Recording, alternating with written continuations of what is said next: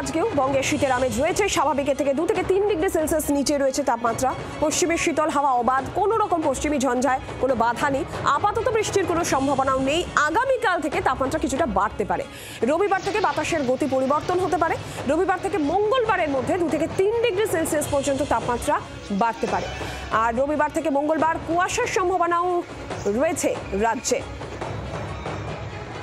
লাগাতার 5 রাত কলকাতার সর্বনিম্ন তাপমাত্রা 17-এর ঘরেই রইল। দিনের তাপমাত্রা তো এই মুহূর্তে খুব বেশি লক্ষণীয় উত্থান নেই, যার অর্থ অন্তত 21 বা 22 তারিখ পর্যন্ত রাজ্য জুড়ে শীতের আমেজ চলবে। 22 তারিখের পর পরিস্থিতির কিছুটা পরিবর্তন হতে পারে, আকাশ মেঘলা হতে পারে, বাতাসে বাড়তে পারে জলীয় বাষ্পের পরিমাণ, কারণ বঙ্গোপসাগরে তৈরি হচ্ছে একটি ঘূর্ণাবর্ত। পরবর্তী সময় যার নিজের শক্তি বাড়াতে চলেছে বলে এখনো পর্যন্ত অনুমান। এই গোটা সিস্টেমের দিকে নিবিড় পর্যবেক্ষণ রাখছে নয়াদিল্লির মৌসুম ভবন।